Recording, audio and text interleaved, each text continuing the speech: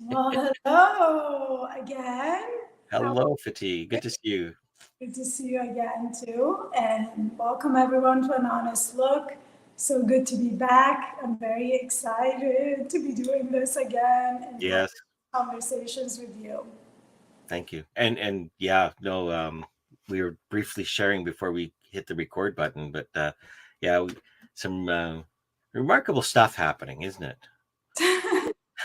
I mean, if you really look at your days, every day, any day, there's so much that we could learn from, Yeah. right? And reflect on, and it's always an insight, isn't it? Yes.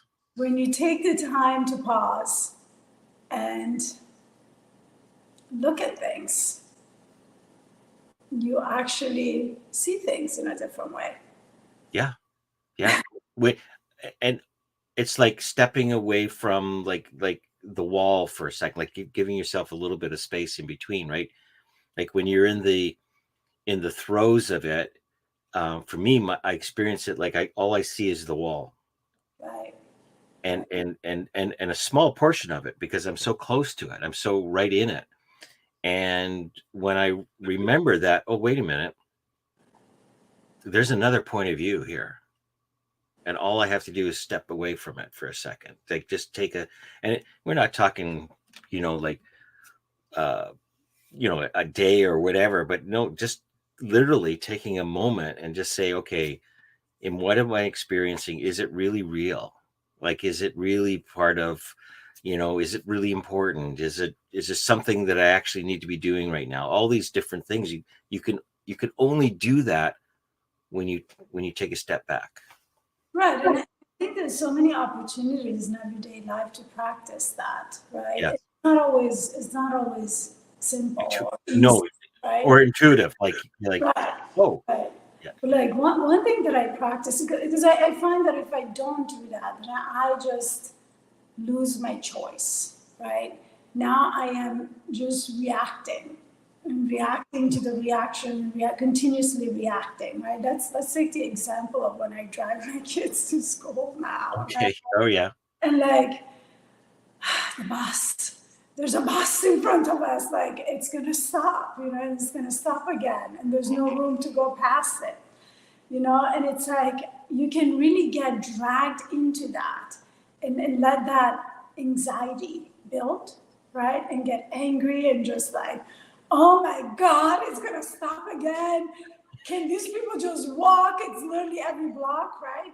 Or yeah, you can just sit with what's present. What's present is that I am doing the best that I can to get there as fast as I can.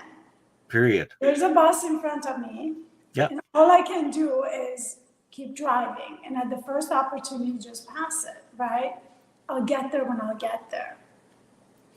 And that completely changes things for me, right? I'm like, okay, what can we do? Let's listen to some music. Let's just talk, like, or we could just be angry at the bus and then the kids now start complaining and then I'm now yelling at the kids and now we're all angry. And then we get to school and my son walks away like all pissed off and I'm all like sweaty because I've been I've been all anxious about getting there. And the truth is I didn't get there any faster. I just no, got there in yeah, a very different way internally than I would if I was able to pause and just recognize that it's not useful for me to do that whole thing, right? But going back and latching on to our last conversation, like the real big, hard pause that I had to take, it is not always easy to do that, right? And it is going to be a lot easier to do that when you're stuck behind the bus than when something really significant happens in your life. And I find that these everyday moment opportunities are actually an everyday practice that you can have, and an everyday opportunity to practice this on things that don't matter as much to us. mm, Because if you do this, and it becomes part of who you are, the ability to just really remove it a good habit to take on. becomes a habit, and Yeah, then it's going to be a lot easier to practice that or to apply that to something a little bit bigger. Now, all that said, it's still easier said than done, but it really is a way to rewire behavior. Absolutely. Yeah, Like thinking pattern. yeah. Yeah, and it's much like what we did in the emergency services, where you kind of plan for the main event, right? So you're doing all these different other things to create habits around it, and when the main event happens, you're far more prepared. Yeah, there's still chaos, there's still, things, but you start to, when you get present, you naturally then drop into your habit. Right? And then you go, okay, yeah, right, I get it. And I love your analogy around the bus thing, because that happens. I don't know anybody that doesn't get caught in traffic, right? The bus or the trash talk.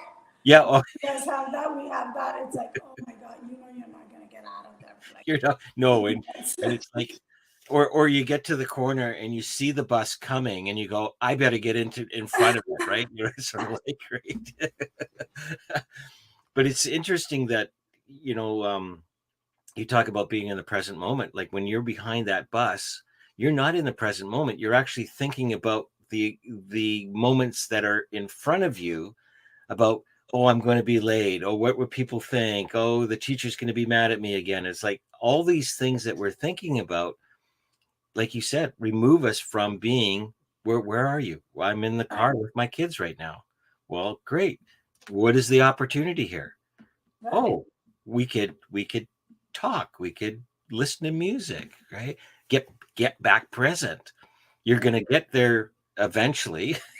Right? Maybe not at the optimal time that you really wanted, but you'll be there safely. So see, these are actually, this bus analogy is very, relevant to what we were talking about, right? There are moments in life where it really is not useful to get into that hyped up, like state of being, fight or flight. I'm not gonna get there. I'm gonna be late. He's gonna be late, right? All of rehearsing all of that. But let's say that the bus is coming down really fast and it's about to hit you, right? That's when you need to be in that reactive, like Yes. avoid it and like get around it, right? Be Yep. completely alert. And so, yeah, I find it to be actually a very good analogy for what we were talking about, that there are like learning the practice of being present in presence. Hmm. There are many different opportunities and ways to do that, right? But also there are going to be moments in life where you just have to react and respond as fast as possible. But I Absolutely. bet you that response and that reaction is going to feel very different, even when it's a fight or flight reaction, right? Because if you do have this practice, then once the need to respond, be in that alarm state ends, then you have tools to bring yourself back to the present moment. Yeah. Right?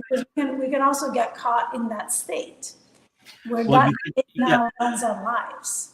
And part of the practice that I sort of rely on, is sort of checking in all the time, checking in, right? Right? So it's sort of like, okay, where am I right now? Like, and it doesn't matter what I'm doing. I could be out walking my dog or something, and it's sort of like, where is my mind right now? Where am I going? Like, because we have the ability as humans to be the observer of our thinking. Right. I think we're the only creature on Earth that has that ability, that people know so far, right? I'm not talking about conscious awareness, but I'm actually being able to, monitor our thinking. We can actually monitor our thinking. And where am I? Am I on the trail? Am I walking in the present moment? Or am I thinking about all the growing to-do list that I have? you know, and how is it helpful in my walk to be thinking about the to-do list? How helpful is it for me driving right now, thinking about how late I'm going to be? Right. And so those habits of checking in regularly, um, and how do I know? It's how am I feeling? That's my barometer. Right. Right. That's my barometer. If I'm anxious, okay, where am I thinking? Where's my attention? Right, and if you know, sometimes I find people have a hard time labeling how they're feeling or expressing how they're feeling, and so I find that's really helpful to just notice what your body, what's the Yeah. state of your body? Is it tense or is it tense, right?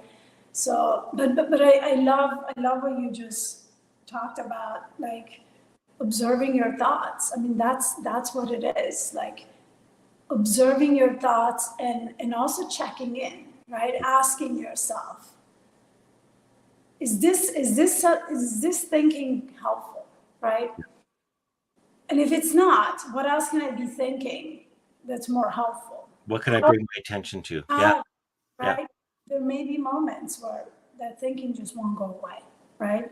The to-do list is there, the anxiety is there, and I find that I can either do this back and forth constantly, or I can just surrender to what I'm feeling in that moment, which is anxiety, and ask myself, well, what would help reduce this or express this, Hmm. right? It really is about expression. When, like, even when people try to meditate and there's so many thoughts coming in, right? Or like you were talking about going on a hike, to me, that's walking meditation, right? Yep. And I noticed that at the beginning, I have a lot of thoughts that come through, right? The more I fight it and the more they're there, the more like I realize, oh man, I'm in it again, right? But the moment that I consciously decide, okay, let's just let all these thoughts come through, you know, one thing that really helps me is to either write it down, Hmm. right, or record it. Okay, I have a huge to-do list and it's just bugging me. I keep like, I have so much anxiety. When am I going to get it done? Right? Really to surrender to the fact that this thinking wants to be expressed and there's a need there. And the need is to look at it and find some sort of a solution, right? So I just write it down. I just put Yep. my list down.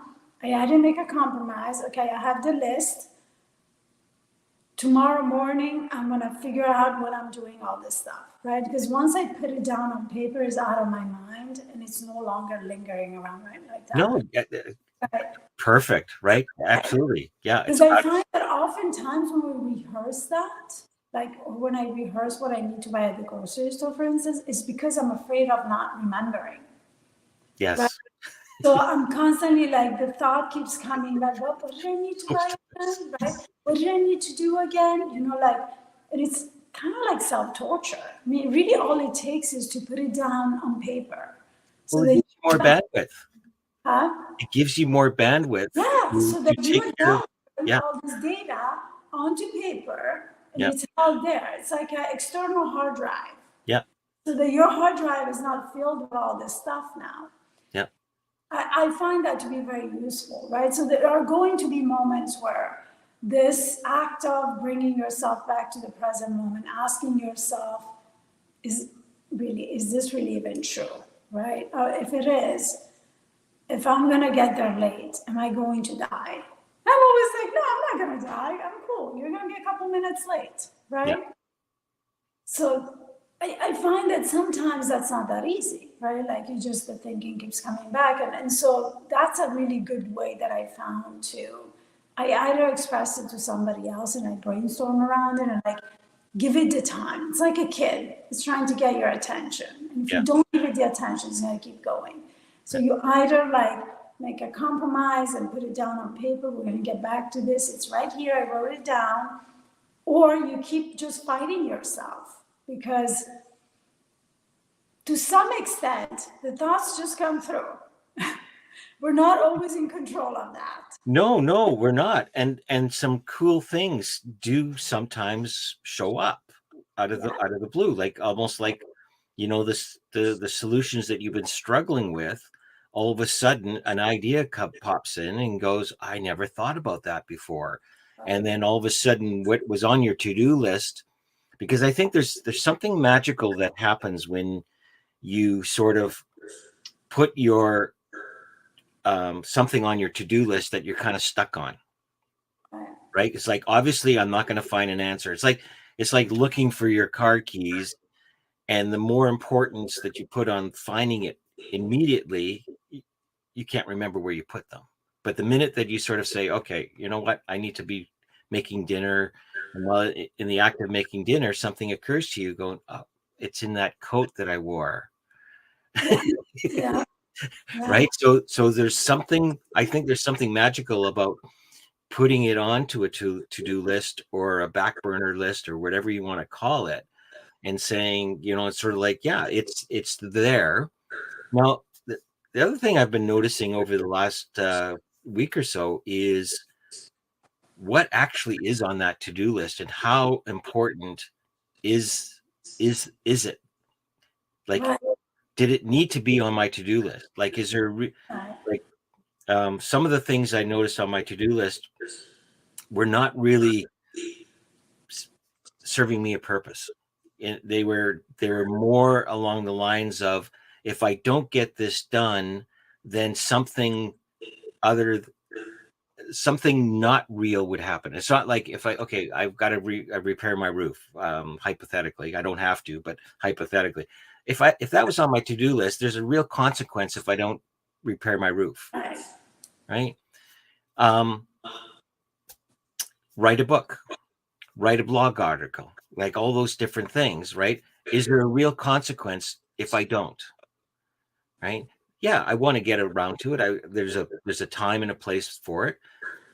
All I'm saying is there are real in the moment things that when we do take care of them, and this a quote just came to me, an Emerson quote, which I heard the other day. Do the thing, and the power will be there. And I had a clear example of that yesterday. Can I share this little quick story? Sure. Are you asking me? I don't know. I just, you know, I want to give you equal airtime. Airtime. I know, but it's like last night. I the pharmacist phoned and told me, me and my wife were out for a drive, and we were just coming home from downtown, and I was tired. It's been a long day, and the pharmacist phoned and said that my dad's prescription was ready to be picked up, and and he asked me, would I be picking it up today? And I looked at the clock, and it was dinner time, and I was tired, and I basically said, you know what, I said I'll probably pick it up tomorrow. And I settled on that. And my wife says, well, why aren't you picking it up now? And then I which made me reflect on it. And I thought, well, there is really no reason, right? And here I was, I innocently, said I was too tired to do it. And I realized it went on my to-do list for tomorrow. And I have no idea what tomorrow is going to be like. So part of the solution is not adding more to your to-do list when you can actually take care of it today, like now. Right. And so when I said, yeah, my wife, we went past the house, and my wife says, you changed your mind? And I said, yeah. And I says, I can't think of a reason why I shouldn't have done it. And it's amazing how untired I was. Because I had the energy to do it. Like, it wasn't like I was gonna, right? Right. And so my strategy kind of going forward in these next few days is to really experiment about how can I not add to my to-do list. And as you say that, what comes to mind to me is kind of my behavior, right? So I do that with some of the things that I don't necessarily not doing. Yes. But I tend to, because I'm a single parent and I have always a lot going on, the little things that come up, especially in the evening, like I kind of want to get things done so I don't have to do them tomorrow, right? Mm. Because I'm actually living in the opposite of that. Like something's definitely going to come up unpredictable, because that's the nature of my life, right? The nature of having children, doing it all on your own, something always comes up, right? Yeah. And so I get in this, I noticed as you were telling the story that I actually get into this wanting to get things done now every little thing that I see, I gotta get it done, right? For a while, it was like all the dishes had to be in the dishwasher, the lunches had to be done, everything had to be done, and then I could put my kids to bed. But then little things come up, right? And so last night, my daughter asked me if we could pray, and I was like, yeah, go and like, go set it up, and I'll come. I gotta do a couple of things. So I'm doing one thing, and I do the next thing, and then I don't know how, I went and picked up my shoes, and I noticed that I had stepped on poop. Oh. So I'm like, oh my God, like, I can't believe you brought poop in the house, like, so now I get caught into, I gotta take care of this right now. I gotta take care of this right now, right? I mean, it had been sitting there all afternoon. Yeah. Right? And I go and take care of that. And I'm there and I'm cleaning it, and now I have to clean the shower, because I just clean it, and I'm spraying and I'm cleaning and I'm doing all of this. By the time I get done, I go back to the bedroom and she's asleep. And I really realized, wow, I really get caught in this. This is not wanting, like, get things done, what you're talking about. Get it done if you can get it done now. This is more driven by anxiety. Yes. More driven by, I gotta get it done. I gotta get this done, because if I don't get this done, then it's just gonna be in that mental list that's gonna torture me, right?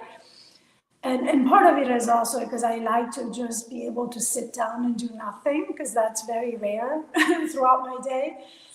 But I realized, wow, she really cared about doing this, playing with me. And here I was getting caught into taking care of something that just came up. At the end of the day, that wasn't as important as spending time with her, right? Yeah. So I really, what you said just really brought this, I'm aware of this, that I do this, but it really kind of brought it back up. So thank you. That, like, it's a delicate balance. I guess It is. what I'm saying is, it's a delicate balance, and it's always like a check-in, like we're talking about, like, is this really true? Do I really need it? Because you could have been really tired, right? It could have been. You could have been really tired, and you, in that moment, perhaps, if you were really tired, then the healthy thing to do is to honor that, right? But if you're not really tired, then, just go get it now, right? Well, apparently I wasn't really tired. Right, or in my case, can I just clean the shoes later? Yeah. I could clean the shoes 15 minutes later, half hour later. I think what's important to highlight, though, is even though we recognize that we have this sort of quirk or habit that we fall into, is not to judge ourselves for that. Right. Always in any situation. And also be honest enough with ourselves, right? Because not judging ourselves is not like a get out of jail free card. No, but be compassionate for yourself. Do something about it now. Yeah. Like, see it with compassion. How can you change it? Not see it with compassion and just now be the victim. That's just how I am. I'm always late. That's just how I am. I always react. No, have compassion for the moments that you're reactive and you say things that you don't mean, and actively figure out what to do about it to change that, right? So those are two very different things. But like, what is really like becoming clear to me over the last few months is that we want to pin it down. I am the person that is always present. I am the person that has the tools to, take care of herself, to get herself out of difficult situations in a healthy way, and blah, blah, blah, right? And all of that is true. And what is also true is that sometimes in life, you're going to get caught out. You're going to get challenged. You're going to face things that you are not necessarily going to be responding to in the way that you wished you did. Right? It's honoring your humanness. Like, you are human. Like, really, you're really, really, really, really recognizing and having compassion for the fact that we are human, and that there are going to be moments where we are going to fall short of what we expect of ourselves, looking at it with compassion, like you're saying, and also realizing that those are moments of growth. If they weren't there, then we would be in this flat line, right? Because even within growth, you get to a certain point. If you're never challenged, Yeah. that, I mean, there's always plateaus, right? there's always plateaus. Yeah. Right? Yeah. And in order to continue to grow from there, you're going to hit challenges that you're not able to respond to in the way you wish, right? Where there's some learning for you to a lesson for you to learn. There's new skills that maybe you need to acquire, or maybe you just need to go back to feeling in a certain way so that you can realize how far you've come, right? Yeah. So there's always something to learn. And it is a misconception that I've done all this work. How come I still have to do all this work? Well, you see, there's an interesting part of it, and a friend of mine, Kathy Casey, who I've done some workshops. We've done workshops together, kind of. But she often has people come up to her saying, like, I've done all this work, I've all this kind of stuff, and it just seems like it's getting worse. Like things aren't getting better. Like, what's going on? And she calls it a detoxing. And what's happening is, because your level of consciousness is rising, you're starting to see you show up more, like how you show up more. So you're seeing yourself at a different level. So things that were not conscious of in your awareness before are all of a sudden becoming aware, and you're going, holy moly. Like, going through the layers. Well, so that's the good news. But we look at it from like, oh my God, I'm doing this. It seems like it's getting worse. But no, actually, you're noticing what you're doing more than you ever did before. So your level of consciousness is coming up. It looks like things are falling apart, but that's not real. That's just your interpretation. And sometimes things do completely fall apart so that you can build them up again. Sure, yeah. I mean, that is definitely what happened in my life. And on many levels, things completely fell apart, right? The foundation of my life, everyday life, fell apart in a sense, right? But that is, I really realized that is necessary so that new life can come in. Well, right? How do you rebuild? You have to take apart, right? So, well, how you rebuild, with a lot of gratitude for the fact that now I have some really powerful tools to do that. Yeah. With a lot of gratitude for the fact that now I know how to choose. Now I can build it and mold it exactly the way I want it, right? Because part of what I personally realize, and most people realize when they start going into this self-development, improvement, growth path, is that we have spent our entire life things. Are we still here? Yeah. Yeah. No, just had a quick blurb. We have spent our entire lives falling into things, right? Mm-hmm. Making decisions based on conditioning, making decisions based on other people's ideas or desires or judgment of things. Yeah, our conditioning. Conditioning. Yeah. And we have literally not made choices, right? We have just gone through life being basically dragged along, in a sense, right? Dragging along. I'm 36, I should have babies. Why am I not married? And there's a lot of suffering that comes from a lot of that thinking, right? Feeling like you're not good enough, and why no one wants me, like I should have kids by now. I'm not gonna be able, right? That's just an example, right? Yeah. Of something that is socially accepted. That's the way it is. The woman hits a certain age, you gotta have these kids, otherwise you're too old, right? And then we make decisions based on that. So I find that yes, it can be a long road to change all of that because we have spent our entire lives behaving based on a program that we didn't choose, Well, right? we didn't, and there's a tool we sometimes use in coaching. I've used it a few times. It's called the kind of the wheel of life, Right.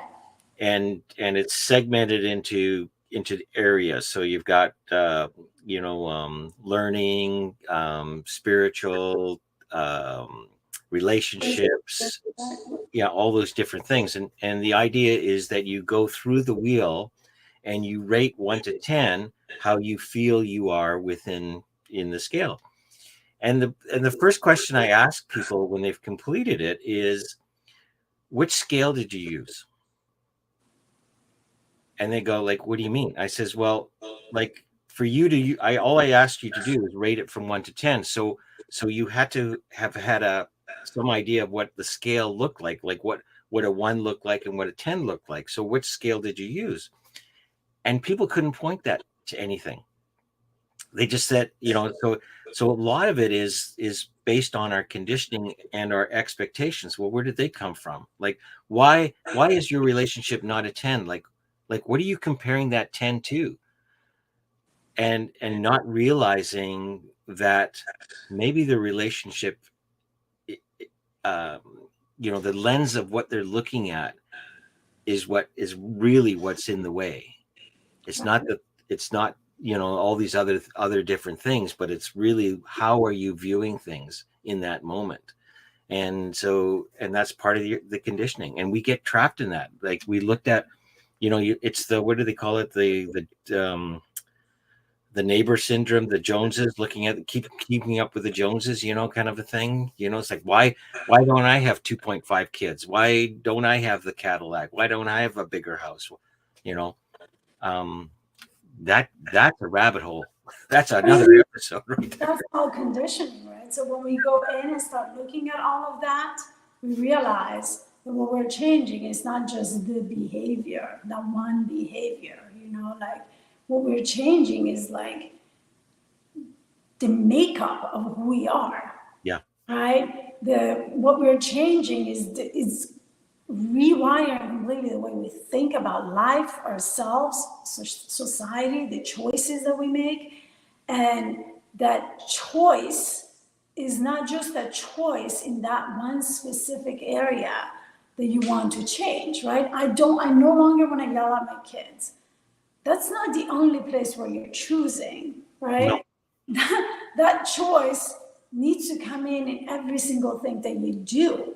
And along that path of trying to choose versus falling into, Hmm. you start noticing, like you're saying, the more you notice and the more stuff will come up that you notice, you start noticing all the places where you're not choosing. Yeah. You're Yeah. just doing in an automated way, right? It's almost like guacamole, or not guacamole, whack-a-mole. Guacamole. Guacamole. Like what? What? you know Missing here. but we it pops up and we want to smash it down. We want to smash it down all the time, right? But and like you said earlier, like let the gopher come up. Have a Right, look at it. right, Don't go whack it down right away. Like, have a right. look at it and see, is there some value in looking at this habit? Is this habit served me well? Because quantum physics tells us that change happens at the observer level. Right. And that's a fascinating thing. So when we're observing our thinking and our habits, they're already starting to do the change process, because it's in the act of observing your habit, like looking like last night, like looking at my habit of how I add things to my to-do list is already starting to change that habit. And over time, It's a choice, yeah, right? Observing, like pausing and observing, is the moment where the choice happens. Where you yes, are choosing, yeah, and that's right? where the change happens. Like Yeah. it, yeah, And it takes intentionality. It takes effort to take that pause yeah, step back and look at it, right? It's not the car that's like driving itself, No. right? Now you're taking it off like automatic drive, and you are changing the gears. You're stopping, you're pausing, right? It takes a little bit of effort, but that is where you are the driver, right? You become the driver. Yeah. You no longer have, the cruise control. No. You're actually taking back the power. And yes, it takes effort. It takes effort, but this is what really surprises me. And it's much like what I experienced yesterday. How much effort was it for me to keep driving? Right. Like really no effort at all, actually. And as a matter of fact, it was the what I thought was tiredness didn't turn out to be tiredness, because I had all the energy I needed to complete the task. And I think if people embrace this idea of observing and noticing and taking a step towards change, as an experiment, because one of the paradigms that often comes up is this notion that change is hard, and it may not necessarily be that, right? It's different for everybody. But there are some things that you might find that wasn't hard at all. Like, I was told at one time that quitting smoking was a tough thing to do, there's lots of evidence. People do go into programs, they get the patch, they do all these different things. I went from 3 packs of cigarettes a day to nothing. And then I reflected back on it and I went, that wasn't as hard as I thought it was. Right. So again, it's all your own perception. It's your own experience. So I can't tell you that, smoking for you or whatever is easy. But it is subjective. Right. And that's the interesting part about it. It is subjective. And I find, it's really interesting that some things were really, I made up how hard it's going to be. So, and it just thought I'd point that out. So yeah, doing the work is constantly doing the work, right? Self evolution is a constant.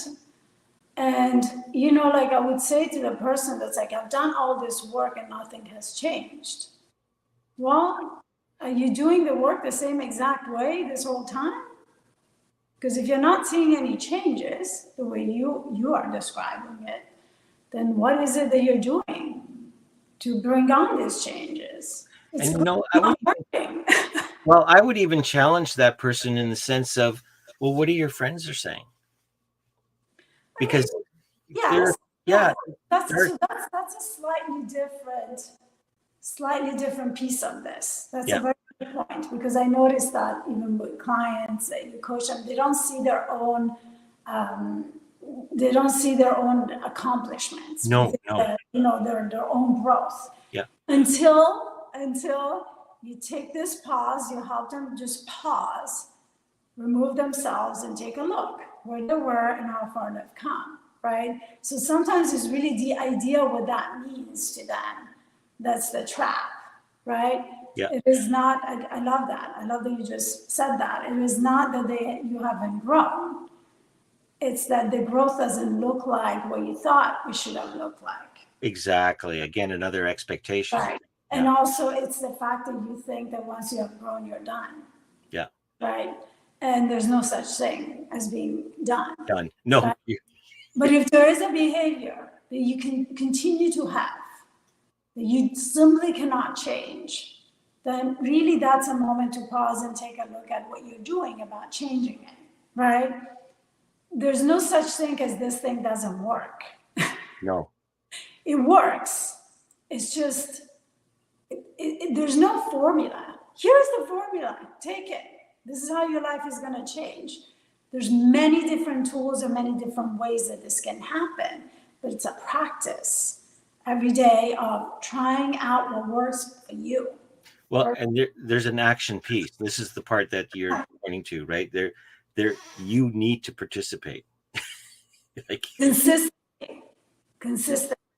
Yeah. Not just I'm doing it for a month, and then I'm pissed because nothing has changed.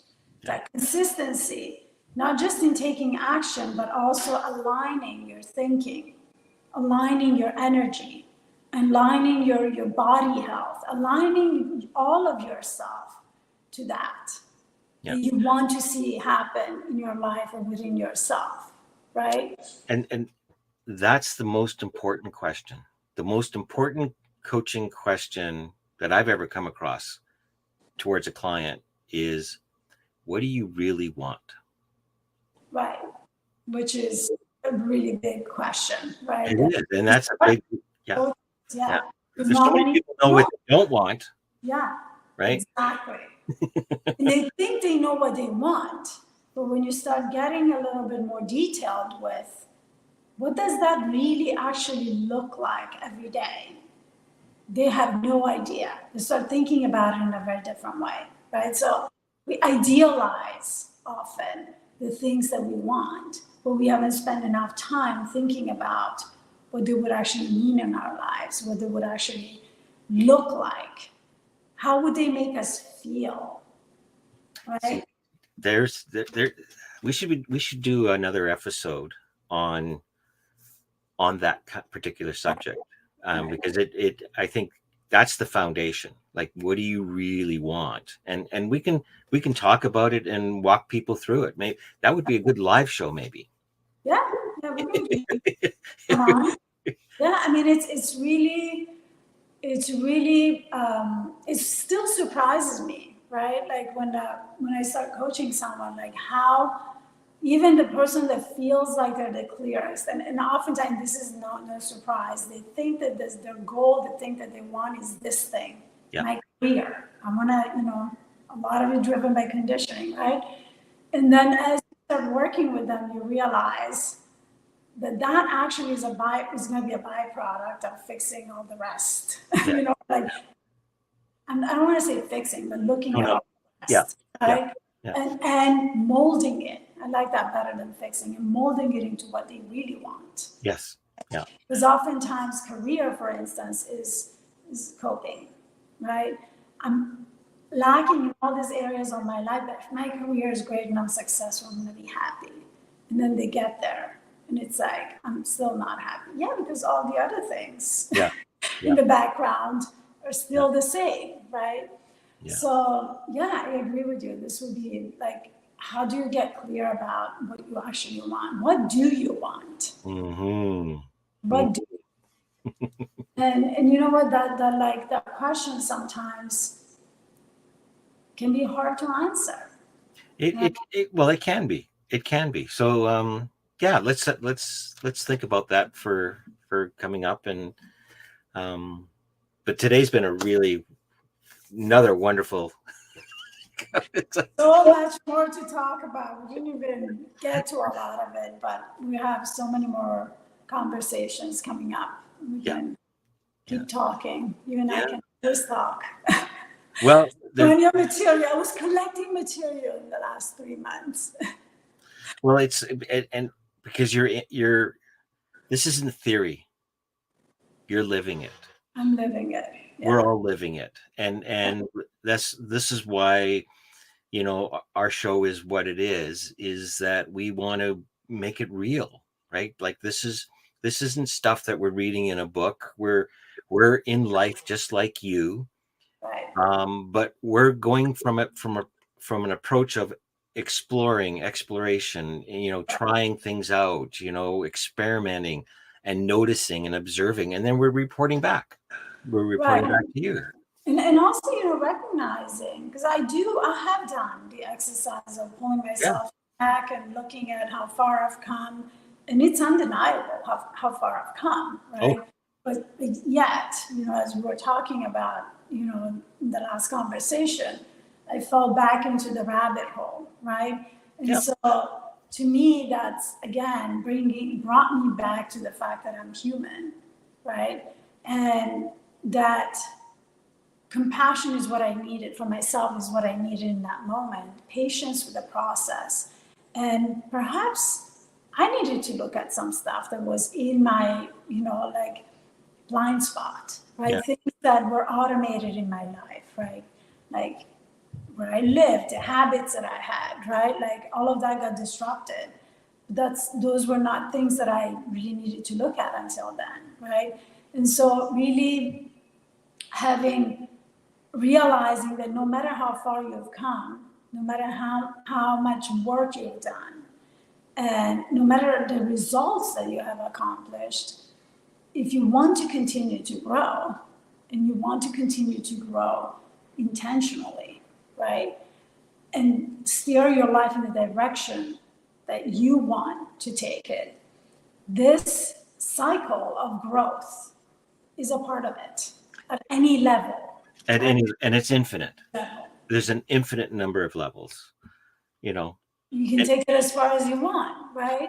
Absolutely. And there's a lot of cool things that happen, as the elevator starts rising. Right.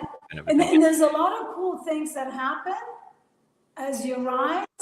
It's cool to just get off the elevator and look around. Oh, totally. Yes, right? spend some time there. Just enjoy the view and just sit with that, and like live in there for a while. Because that is integration.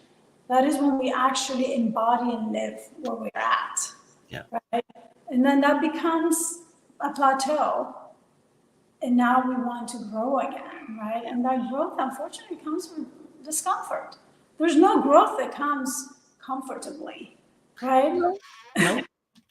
So if you like this show today, please share it. Please share it. Share the love. Show us your love. Send us messages.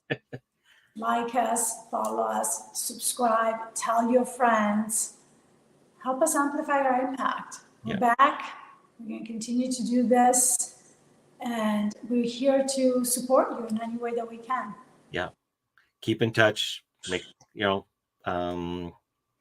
us an email or a comment.